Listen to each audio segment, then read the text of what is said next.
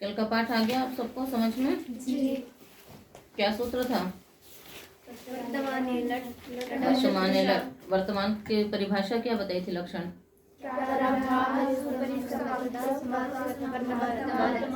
और स्पष्ट बोलिए। क्या तात्पर्य हो गया इसका?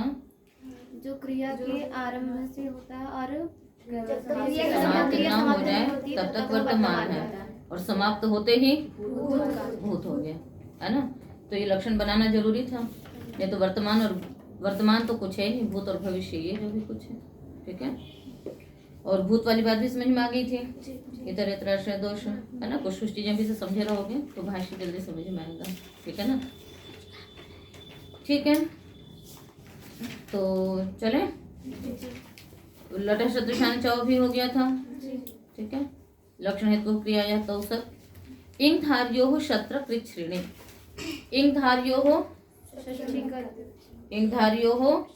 षष्ठी का द्विवचन। ठीक है ना? और क्षत्रि लुप्त प्रथमांत निर्देश। अकृच्छ्रेणी सप्तमी का एक वचन। बोलिए पदच्छेद। हाँ,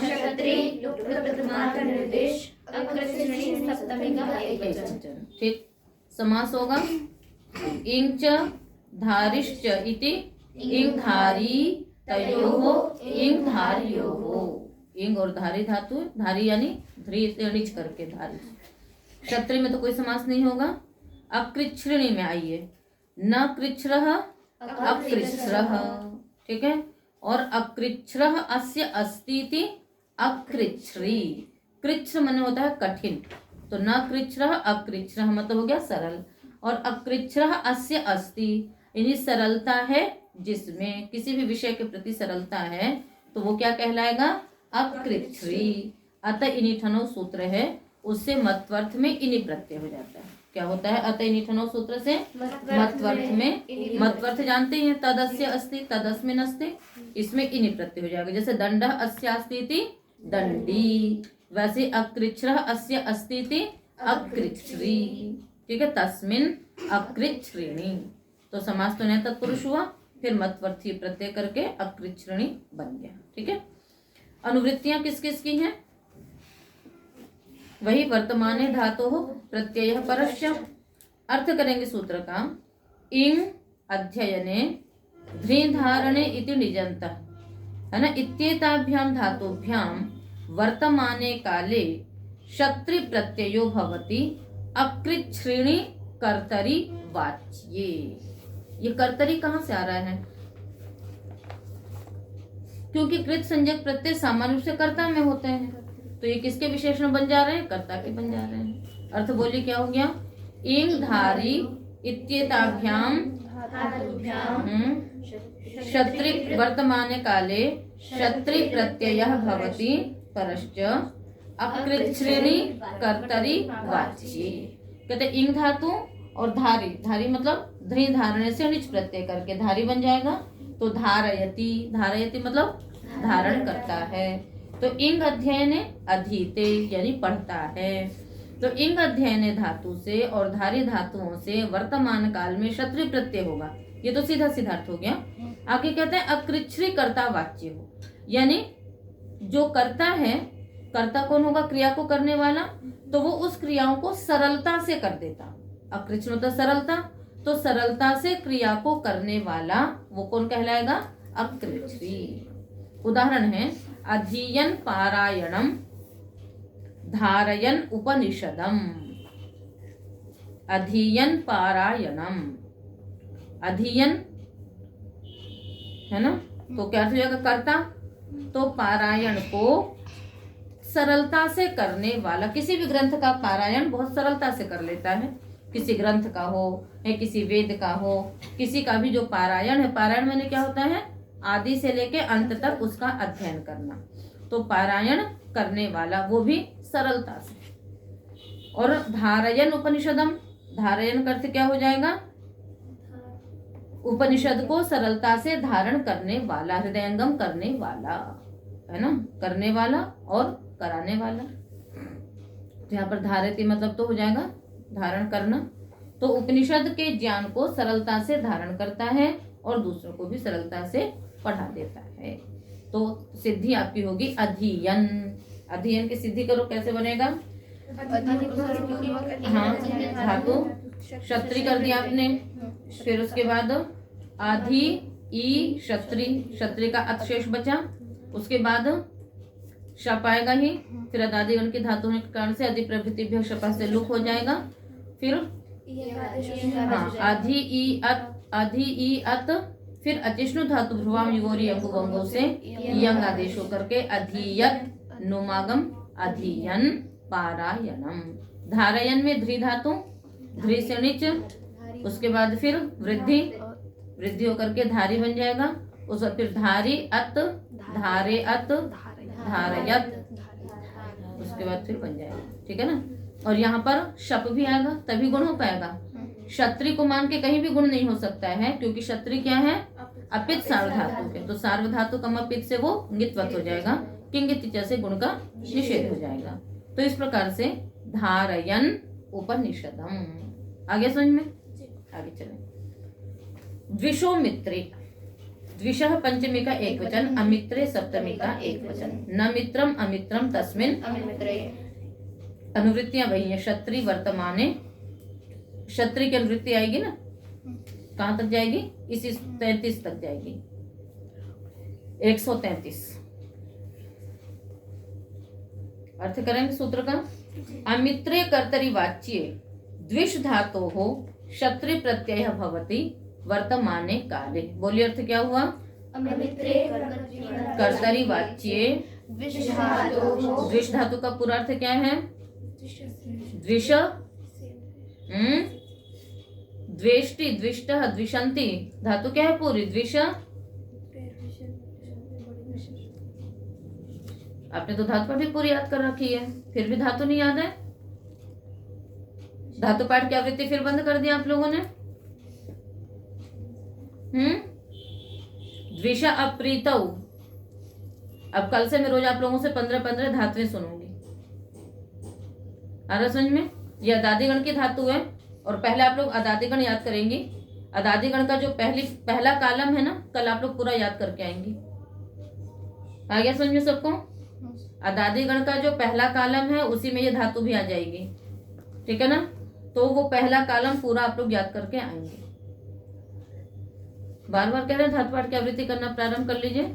धातु यदि आपके मुख में नहीं होंगी, धातुओं के अर्थ नहीं होंगे, तो कभी भी व्याकरण आपको उपस्थित नहीं हो पाएगा कि इस शब्द की सिद्धि क्या कैसे हो गई, इसमें क्या धातु है, उसका अर्थ भी तो ज्ञान होना चाहिए। तो द्विषा अप्रीतौ इत्येतस्मात् धातोः, बोलो, क्षत्रि प्रत्ययः परश्च भवति। कहते हैं कि अमित्र कर्ता वाच्य हो तो वर्तमान काल में द्विष धातु से क्षत्रि प्रत्यय होगा। अमित्र मने शत्रु। जो मित्र होगा वो तो द्वेष करेगा नहीं, है ना, और जो द्वेष करेगा वो मित्र नहीं होगा। तो अमित्र उदाहरण बनेगा द्विषन, द्विषंतौ, द्विषंतः। तो द्विषन का अर्थ हो गया शत्रु। जो मित्र होगा वो कभी भी आपसे द्वेष नहीं करेगा, और जो द्वेष करेगा वो मित्र नहीं होगा, और जो मित्र नहीं है वो दूसरा क्या हो सकता है? फिर शत्रु हो गया। तो सिद्धि में कोई वो नहीं है। द्विष धातु रखेंगे, आगे क्षत्रि, अदादिगण की धातु होने से शप आएगा, शप का लुक हो जाएगा। द्विष, अत्रि, द्विषत और नुम इत्यादि होकर के द्विषन, द्विषंतौ, द्विषंतः। सुयो यज्ञ संयोगे, सुय पंचमी का एक वचन, यज्ञ संयोगे सप्तमी का एक वचन। यज्ञेन संयोगः इति यज्ञ संयोगः तस्मिन् यज्ञ संयोगे। तृतीया तत्पुरुष समास। अनुवृत्ति क्षत्रि वर्तमाने धातु प्रत्ययः परश्च। वर्तमाने का अधिकार चलेगा उणादयो बहुलम तक। कहां तक चलेगा? उणादयो बहुलम, 3 3 1, ठीक है। अर्थ करेंगे सूत्र का। यज्ञ संयुक्त है ना, यज्ञ संयोगे वर्तमानात् शुयः धातोः क्षत्रि प्रत्ययः भवति वर्तमाने काले। शुय में क्या धातु है? चलो एक धातु तो सही बताइए। तो शुय अभिशवे इत्येतस्मात् धातुः क्षत्रि प्रत्यय भवति वर्तमाने काले। कहते हैं यज्ञ संयोग गम्यमान हो, तो शुय धातु का अर्थ अभिशव है। तो यज्ञ संयोग में अभिशव, अभिशव मतलब निचोड़ना, है ना। तो सोमयाग होते हैं, उसमें क्या होता है, सोम को निचोड़ा जाता है। सोम क्या होती है, सोम क्या होती है, एक लता होती है। सोम क्या है, एक लता है। उस लता की विशेषता क्या है, पहले भी शायद बताया आप लोगों को, है ना। वो पूर्णिमा मतलब चंद्रमा की कला के अनुसार वो बढ़ती है और उसी के अनुसार वो घटती भी है। तो जैसे पूर्णिमा जब होगी तो उसमें पूरे पत्ते होंगे, ठीक है, 15-30 जो है पूरे आपके होंगे। उस बाद जैसे जैसे एक एक तिथि घटती जाएगी तो वैसे वैसे क्या होता जाएगा, उसमें एक एक पत्ते उसके झड़ते जाएंगे। मतलब झड़ते क्या है, वो सूख जाते हैं। और उसके बाद फिर जैसे जैसे वो पूरा सूख जाएगा, उस बाद फिर उसकी कला के साथ वो एक एक उसमें फिर वो बढ़ता जाएगा। आ गया समझ में। तो जो सोमलता होती है वो चंद्रमा की कला के अनुसार उसमें घटना और बढ़ना होता रहता है। उस सोमलता को निचोड़ा जाता है सोमयाग में। किसमें क्या किया जाता है, उसको सोमयाग में उसको निचोड़ा जाता है, उसका अभिषेक होता है और फिर उसका पान भी करते हैं, ठीक है ना। मतलब उसकी वो दे करके, आहुति वगैरह दे करके, और उसके बाद फिर उसकी बहुत पूरी मतलब प्रक्रिया है जो है था ना, श्येनचित इत्यादि।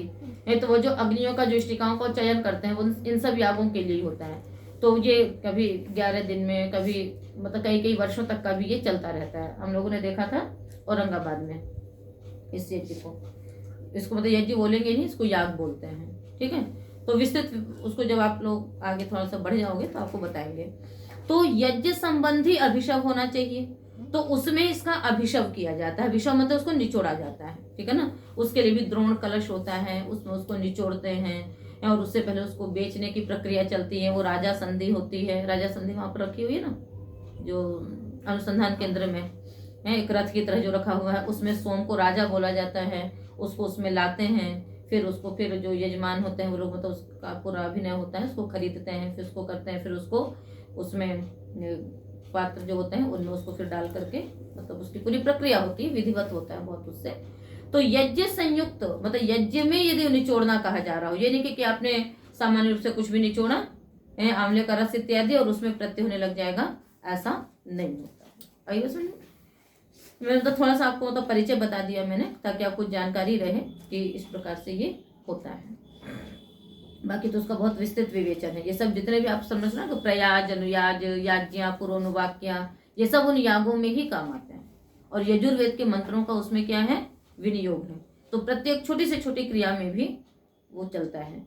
और वो ये जो याग होते हैं, ये होता क्या है कि सोम याग के माध्यम से जो वृष्टि की पूरी प्रक्रिया है, वर्षा होती है ना, तो वर्षा कैसे होती है, तो उसका पूरा जो मतलब इधर पूरी प्रक्रिया चलती है, और उस प्रक्रिया के माध्यम से ये समझा दिया जाता है कि ये जो क्रियाएं हो रही हैं, ये क्रियाएं ऊपर अपने द्युलोक में चल रही हैं, और उस प्रक्रिया से होकर के ही पूरी वर्षा की प्रक्रिया होती है, और फिर वो वर्षा नीचे होती है। तो सोमयाग की जो ये सब प्रक्रिया है उससे हम वृष्टि यज्ञ समझते हैं, वर्षा विज्ञान, वृष्टि विज्ञान को समझते हैं। और जो अग्नि चयन होता है ना, वो उसकी जो प्रक्रिया होती है उससे हम सृष्टि प्रक्रिया के विज्ञान को समझते हैं कि जो सृष्टि तैयार होती है वो कैसे तैयार होती है। अस्तु, तो यज्ञ पूर्वक संयोग होना चाहिए। उदाहरण बनेगा आपका यजमानाः सुन्वन्तः, सोमरस निचोड़ते हुए यजमान। तो सोमरस किसके लिए निचोड़ेंगे, तो आप ये नहीं कर देंगे है ना कि आमलक रसम सुन्वन्त्यः बालिकाः, ऐसा प्रयोग नहीं कर सकती हैं, केवल यज्ञ के लिए प्रयोग करेंगे सोमरस निचोड़ते हुए यजमान। तो अंतर कितना आएगा देखो, सुनवंत हमने किया है ना, तो शुई धातु थी, धात्वादेश सहसा लग गया, सु आगे क्षत्रि, क्षत्रि के तिंक्षित सार्वधातुकम से सार्वधातुक संज्ञा होने के कारण से क्या हो गया, सार्वधातुक संज्ञा हो गई। तो सु अत्रह सार्वधातुक होने से यहाँ पर क्या लग जाएगा, स्वादिभ्य श्नु, तो श्नु आएगा, सुनु अत, फिर क्या हो जाएगा, उष्णु सार्वधातुक के सेनादेश होकर के सुनवत, सुनवन, सुनवंतौ, सुनवंतः बहुवचन में बन जाएगा। तो यजमानः सुनवन्तः, ठीक है। चले आगे, अर्हः प्रशंसायाम, अर्हः पंचमी का एक वचन, प्रशंसायाम सप्तमी का एक वचन। अनुवृत्तियां वही हैं, क्षत्रि वर्तमाने धातुः प्रत्ययः, अर्ह धातोः प्रशंसायाम गम्यमानायाम क्षत्रि प्रत्ययः भवति वर्तमाने काले। प्रशंसा गम्यमान हो तो अर्ह धातु से भी क्षत्रि प्रत्यय होता है। अर्हन यह भवान विद्याम, अर्हन यह भवान पूजाम, है ना, आप विद्या पढ़ने के योग्य हैं। तो प्रशंसा हुई ना ये, भाई आप में इतने सामर्थ्य, इतनी क्षमता है, आपका इतना सामर्थ्य कि आप विद्या ग्रहण कर सकते हैं। तो अर्हन इह भवान विद्याम, आप यहाँ विद्या ग्रहण कर सकते हैं। अर्हन इह भवान पूजाम, आप पूजा के योग्य हैं, सत्कार के योग्य हैं, आप में वो विशेषताएं हैं। तो अर्ह धातु से क्षत्रिय क्रिया और फिर वही शप ला करके अतोगुणे लगा लेना तो अर्हन बन जाएगा। ये क्षत्रिय प्रत्यय समाप्त हुआ। आक्वेश तच्छील तद्धर्म तत्साधु कार्येषु, आ अव्यपदम, क्वे है पंचमी का एक वचन, तच्छील तद्धर्म तत्साधु कार्येषु सप्तमी का बहुवचन। अब ये क्वी से पहले पहले तक चलेगा, है ना। उधर एक सूत्र आता है भ्राज भाष धुर्वी दिव्योर्जी प्रीजु ग्रावस्तुवा क्लिप। तो अब यहाँ तक के जो प्रत्यय होंगे उनके लिए व्यवस्था दे रहे हैं। पहले हम लोग वो कर लें, समास कर लें। तच्छील है ना, तद्धर्म तत्साधुकारी। तो चलिए, सह धात्वर्थः शीलम यस्य स तच्छील। सह किम धात्वर्थ, मतलब जिस भी धातु से प्रत्यय करोगे वो उसका स्वभाव होना चाहिए। तो सह धात्वर्थः शीलम यस्य स तच्छीलः, बहुव्रीहि समास। इसी प्रकार स धात्वर्थः धर्मो यस्य स तद्धर्मा, स धात्वर्थः धर्मः यस्य स तद्धर्मा, है ना। धर्मन शब्द हुआ, तद्धर्मा देर हो जाएगा। आगे साधु करोति इति साधुकारी, साधु करोति इति साधुकारी। आगे तस्य धात्वर्थस्य साधुकर्ता इति तत्साधुकारी। इसमें क्या हो जाएगा कि वो जो धात्वर्थ है, जो क्रिया है, उसको भली प्रकार से करने वाला। ठीक है, अब सब ये तो अलग अलग कर दिया, तच्छील तद्धर्म तत्साधुकारी। अब तीनों को मिलाइए, तद्धर्माच नहीं, तच्छीलश्च तद्धर्माच तत्साधुकारीच इति तच्छील तद्धर्म तत्साधुकारिणः तेषु तच्छील तद्धर्म तत्साधुकारेषु। अब आप लोग बोलिए एक बार। नहीं, पूरा शुरू से। सह धात्वर्थः शीलम यस्य स तच्छीलः, सह धात्वर्थः धर्मः यस्य स तद्धर्मा, साधु करोति इति साधुकारी, तस्य धात्वर्थस्य साधुकर्ता स साधुकारी, स तत्साधुकारी। और फिर तीनों को मिला दिया, मिलाइए। तच्छीलश्च तद्धर्माच तत्साधुकारी, तद्धर्मश्च नहीं, तद्धर्माच तत्साधुकारीश्च तत्साधुकारीच इति कारिणः तेषु तत्साधुकारेषु। समझ में आया? नहीं आया? सबका अलग अलग किया ना। तो सह धात्वर्थः शीलम यस्य, कि जो धात्वर्थ मतलब क्रिया, तो वो क्रिया स्वभाव है जिसका, ठीक है, या वह क्रिया धर्म है जिसका, उस क्रिया को करना धर्म है जिसका, अथवा उस क्रिया को जो भली प्रकार से करता है उसको कहेंगे तत्साधुकारी। और सबको मिला दिया। अर्थ करेंगे सूत्र का। अर्थ होगा सूत्र का अधिकार सूत्रम इदम। ये अधिकार सूत्र है। कौन सा सूत्र है ये? है ना।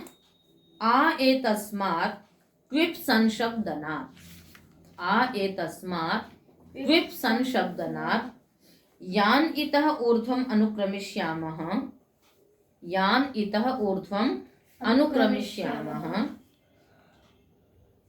है ना, ते तच्छीलादिकर्तृषु भवन्ति इत्यधिकारो वेदितव्यः। क्या अर्थ हुआ? हाँ, एतस्मात् क्विप संशब्दनात्, क्विप संशब्दनात् यानी भ्राज भाष सूत्र से जो क्विप प्रत्यय होता है ना, तस्मात् प्राक, है ना, यदि त ऊर्ध्वम अनुक्रमिष्यामः ते तच्छीलादिषु कर्तृषु भवन्ति इत्यधिकारो वेदितव्यः। कहते यहाँ से लेकर के क्विप से पूर्व पूर्व तक जो भी प्रत्यय विधान किए जाएंगे वो किसमें होंगे? या तो वो उसका स्वभाव हो, अथवा वो उसका धर्म हो, अथवा उसको वो भली प्रकार से करता हो। ठीक है, इसी अर्थ में वो तीनों प्रत्यय होंगे। ठीक है ना। तो उदाहरण जैसे है वो अभी अगले सूत्र में पढ़ लेंगे। अगला सूत्र है त्रिन। त्रिन कहाँ का रूप है ना। तो तत्शील और तद्धर्म में अंतर क्या है? देखो, एक होता है कि मतलब वो उसका स्वभाव है, उससे उसको मतलब नहीं कि किसका क्या फल होगा क्या होगा, इससे मतलब नहीं है, वो उसका स्वभाव है इसलिए वो उस कार्य को करता है। और तद्धर्म का अर्थ क्या हो गया कि उसका स्वभाव नहीं है किंतु अपना कर्तव्य समझता है इसलिए उस कार्य को करता है ना। दोनों में अंतर हो जाएगा। यह विना स्वभावेन मम अयम धर्म, ये मेरा धर्म है, मुझे ऐसा करना चाहिए इसलिए वो करता है, वो उसका क्या होता है? धर्म होता है। ठीक है ना। और साधुकारी तो खैर कोई बात ही नहीं है। चलिए, त्रिन प्रथमा का एक। तच्छीलादिषु कर्तृषु धातोः वर्तमाने काले त्रिन प्रत्यय परश्च भवति। तच्छीलादि कर्ता विद्यमान होने पर किसी भी धातु से वर्तमान काल में त्रिन प्रत्यय हो जाएगा। तो त्रिन और त्रिच दो प्रत्यय हैं। त्रिच और त्रिन में क्या अंतर होगा? त्रिच होगा तो अंतोदात्त होगा और त्रिन होगा तो आद्योदात्त होगा। किससे? इन इत्यादि नित्यम। अश्वरी क्या वृत्ति भी नहीं कर रहे हो? क्यों नहीं हो रही? मुझे लग रहा है कर रहे हैं। तो नित होने से इन इत्यादि नित्यम से आद्योदात्त, चित होने से चितः से अंतोदात्त होगा। उदाहरण बनाएंगे। ठीक है ना। उदाहरण है जैसे परुषम वदिता। परुष, परुष में होता कठोर, और मधुरम वदिता मृदु वक्ता। मतलब कठोर बोलने का स्वभाव है। किसी किसी का स्वभाव होता है मन में कुछ नहीं भी तो भी वाणी ऐसी है कि बस वो कठोर ही बोलता है ना। और किसी किसी का मृदु बोलने का स्वभाव होता है, मधुर भाषी बोलते हैं ना, ये बहुत मृदु भाषी है। ठीक है। तो मृदु वक्ता और परुषम वक्ता। इस वक्ता में वच धातु से बनाएंगे और वदिता में वद धातु से बनाएंगे। जो धातुएं सेठ होंगी उनसे ईटागम हो जाएगा, जो धातुएं सेठ नहीं होंगी उनसे ईटागम नहीं होगा। ठीक है। बाकी शेष सिद्धि आप जानते ही हैं। तद्धर्म में देखिए, वेदान उपदेष्टा, धर्मम उपदेष्टा, वेद का उपदेश करने वाला। अब वेद का उपदेश करना किसी का स्वभाव नहीं होता है किंतु कर्तव्य है। हाँ, कर्तव्य जिसको अब धर्म है वो मतलब उसका कर्तव्य है वो है। अब भाई समाज प्रचारक हैं, वेद प्रचारक हैं, तो वेद का उपदेश करना ही करना है। तो कहते हैं कि ये तुम्हारा धर्म है ना। स्वभाव नहीं भी है तो भी ये धर्म है, ये कर्तव्य है, इसलिए ऐसा करना चाहिए। धर्मम उपदेष्टा है ना, धर्म के उपदेश करना। ठीक है।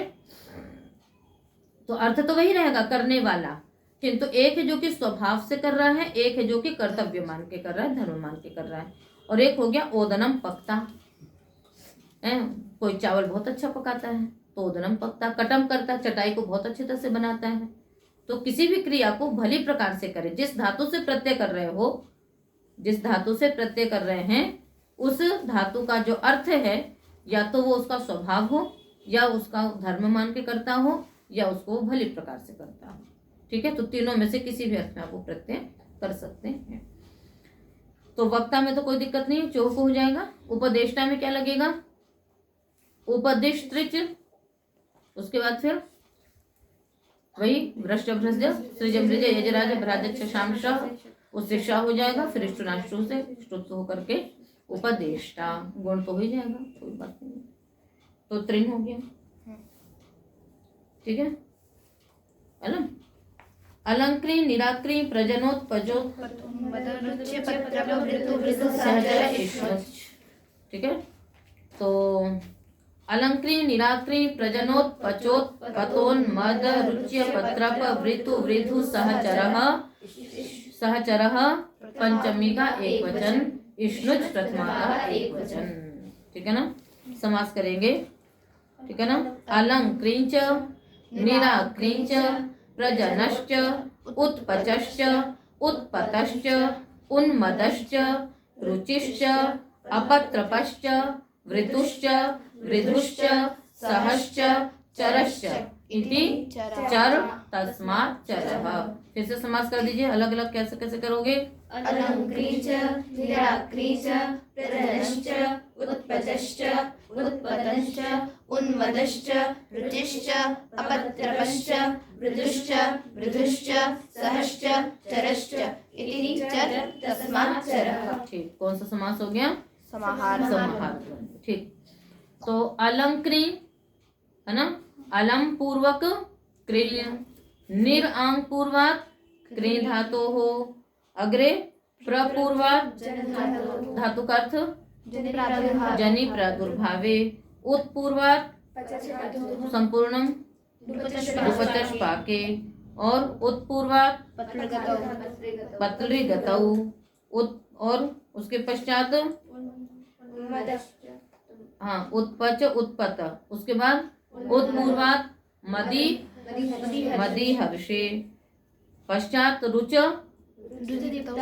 रुच दीप्तावभि प्रीतौ च, अपपूर्वात त्रपुष लज्जायाम, वृतुवर्तने वृद्धौ शः चर इत्येतेभ्यः धातुभ्यः तच्छीलादिषु कर्तृषु वर्तमाने काले इष्णुच प्रत्ययः परश्च भवति। ठीक है, आगे के जितने भी सूत्र में आप अर्थ करेंगे, क्या अर्थ करेंगे? तच्छीलादिषु कर्तृषु, सब में लगाएंगे तच्छीलादिषु कर्तृषु वर्तमाने काले इत्येतेभ्यः धातुभ्यः अयं प्रत्ययः भवति।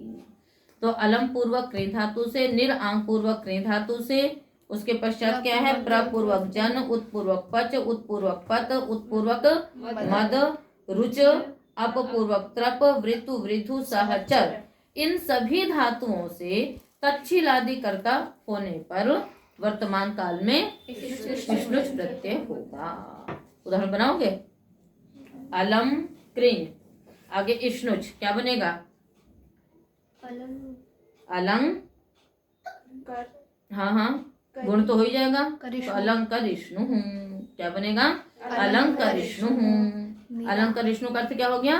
किसी भी चीज को सजाने के स्वभाव वाला। बताइए, एक होता है कि हाँ भाई सब लोग सजा रहे हैं तो चलो हम भी सजा दें, पर्व आ रहा है तो हम भी सजा लें, एक तो ये हो गया। एक है कि उसका स्वभाव ही है कि अपने कमरे को, अपनी वस्तुओं को, अपनी चीजों को, स्वयं को वो क्या करता है? सजा के रखता है, उसके स्वभाव में है। ठीक है, तो अलंकरिष्णु यानी सजाने के स्वभाव वाला। निराकरिष्णु, हटाने के स्वभाव वाला। तीनों अर्थ ले सकती हैं। अलंकरिष्णु का तीनों अर्थ हो जाएगा, तच्छील भी, तद्धर्मा भी और तत्साधु। कोई बहुत अच्छा सजाता है तो अलंकरिष्णु। स्त्रीलिंग में क्या हो जाएगा? ऊंग हो जाएगा, ऊंगुतः से फिर तो अलंकरिष्णु है। तो किसी का कोई बहुत अच्छा सजाती है तो भी आप उसके लिए अलंकरिष्णु बोल सकते हैं। कोई अपना कर्तव्य मान के सजाता है तो भी कह सकते हैं, किसी का स्वभाव है तो भी कह सकते हैं। निराकरिष्णु मतलब हर चीज को हटाने के, मना करने के स्वभाव वाला। ठीक है ना, तो जब वो होता है समावर्तन संस्कार तो उसमें बोला जाता है कि अनिराकरिष्णु, कि मतलब गुरु की आज्ञा को निषेध करने के स्वभाव वाला कभी भी नहीं बनना, जो गुरुजन कहें उसको स्वीकार करना है ना। तो ये वहां पर आता है कि अनिराकरिष्णु मंत्र में आता है। आगे निराकरिष्णु भी बन जाएगा, तो सभी में वही है, बस आपको इष्णुच लगा देना है। गुण हो सकता है तो गुण कर लीजिए।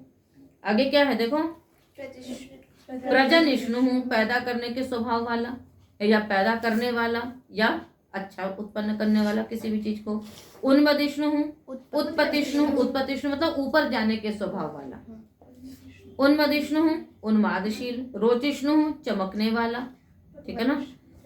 अपत्रपिष्णु, त्रप मतलब लज्जा करना, और अपगतः त्रपः है तो मतलब जिसको मतलब लज्जा का स्वभाव वाला नहीं है। ठीक है, अपत्रपिष्णु है जिसको हम कहते हैं ना कई बार धृष्ट, ढीठ, उसको भी आप कह सकते हैं, मतलब बिल्कुल वो नहीं है। वर्तिष्णु, रहने वाला। वर्धिष्णु, बढ़ने के स्वभाव वाला।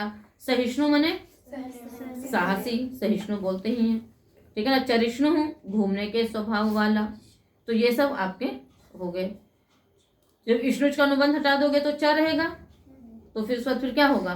गुण की जहाँ प्राप्ति हो सकती गुण करेंगे, वृद्धि तो होनी नहीं है और ये आगम भी नहीं होना है, सीधे इष्णुच हो ही जाएगा। तो इस प्रकार से तो ये सारे शब्द आपके बनेंगे। ठीक है।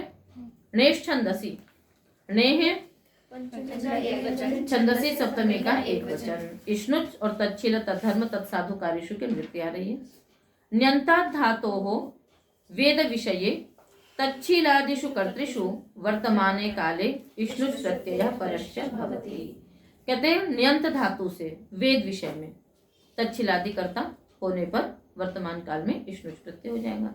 उदाहरण दृषदम धारयिष्णवः, विरुधः पारयिष्णवः। सुना है? नहीं। दृषद, दृषद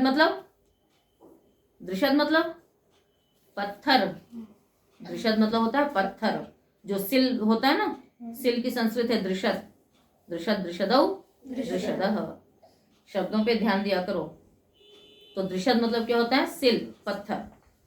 तो दृषदम धारयिष्णवः, पत्थर को भी धारण करने के स्वभाव वाले। धारयिष्णु मने धारण करने के स्वभाव वाला, और बहुवचन हो गया। तो दृषदम धारयिष्णवः। विरुधः पारयिष्णवः, विरुद्ध मतलब कुछ नहीं, तुम लोग ध्यान रखते हो। रोज संध्या में यज्ञ करते हैं, विरुद्ध ईशवः, वहां क्या अर्थ है विरुद्ध का? पता नहीं, बस बिना अर्थ जान के संध्या करते रहते हो। रोज अपने स्वाध्याय के क्रम में बनाओ, कितनी बार आपको अर्थ बताया जाता है। आप बिना विचार पूर्वक करते हैं इसलिए भूल जाता है। रोज एक एक मंत्र का अर्थ वो करो, महीने में आपकी एक बार संध्या हो जाएगी कि नहीं हो जाएगी? अर्थ सहित हो सकती है ना। आज से इस चीज को भी प्रारंभ कर लीजिए। और मैंने एक चीज और कही थी आप लोगों को परसों, संस्कृत बनाने का कर रहे हो? ठीक है, वो मैं देखूंगी एक साथ क्या 1-2 दिन में देख लूंगी। तो कल के लिए प्रतिदिन आप लोगों को एक एक कालम धातुएं याद करनी है। ठीक है, धातुएं याद करने का मतलब आप उसको कम से कम 10 बार भी दोहराएंगे तो आपके उसमें वो धातु अर्थ सहित बैठ जाएंगे। क्रम से नहीं भी याद होगा तो भी धातुओं के अर्थ आपके मस्तिष्क में स्थिर हो जाएंगे। आगे समझ में। दूसरा, प्रतिदिन क्या करना है? स्वाध्याय के अंतर्गत संध्या के और यज्ञ के मंत्रों का अर्थ पढ़िए। आप 15 मिनट में भी आप रोज रोज जब उसको पढ़ेंगे तो एक एक शब्दों का अर्थ आएगा कि नहीं? फिर वो भूल जाता है। बिना विचार पूर्वक संध्या करने से फिर कोई फायदा नहीं होगा। सरलाट संध्या है ना, तो सरलाट संध्या से देखो, वैदिक नित्य कर्म विधि है, नहीं है तो उसको ले लीजिए पुस्तकालय से, उसमें भी बहुत अच्छी तरह से अर्थ किया हुआ है। पंडित मीमांसा जी ने उसमें टिप्पणियां भी लिखी हुई हैं, है ना, तो बहुत अच्छी पुस्तक है। तो उनको अपने स्वाध्याय के क्रम में लगा लो। आगे समझ में। तो महीने में 2 बार हो जाएगा, जहां 2-4 बार आपने उसको किया आपको वो पक्का हो जाएगा, फिर कभी नहीं भूलेगा। फिर जब संध्या करते हैं थोड़ी देर के लिए, साथ में जब करते हैं उस समय उतना नहीं ध्यान में जाता है, अलग से भी यदि आप उस पर विचार करेंगी तो आपको याद रहेगा। तो विरुद्ध माने लताएं। विरुद्ध मतलब क्या है? लताएं। और एक बार जब वो हो जाए तो उसको हमेशा ध्यान में भी रखा करो। मनसा परिक्रमा के मंत्र बहुत महत्वपूर्ण है।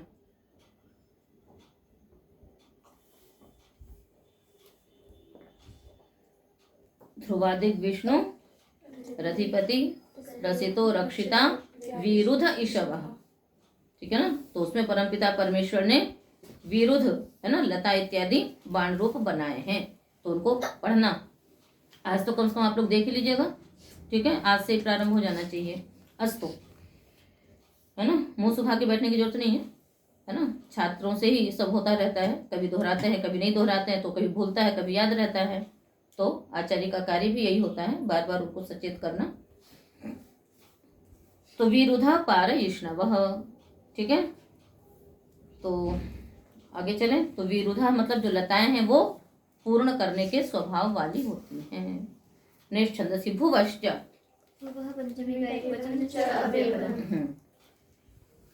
छंदसि विषये भुवः धातोः इष्णुच् प्रत्ययो भवति तच्छीलादिषु कर्तृषु। तो वही क्या बन जाएगा? भविष्णु। भविष्णु का अर्थ क्या हो जाएगा? होने के स्वभाव वाला। तो इष्णुच् प्रत्यय का भी प्रकरण आपका समाप्त। तच्छीलादि प्रकरण तो अभी चलता रहेगा, पाद पर्यंत ही है लगभग, तो इसलिए तो इष्णुच् प्रत्यय आपके यहाँ तक थे। तो आज का पाठ यहीं तक रखते हैं, शेष आगे करेंगे।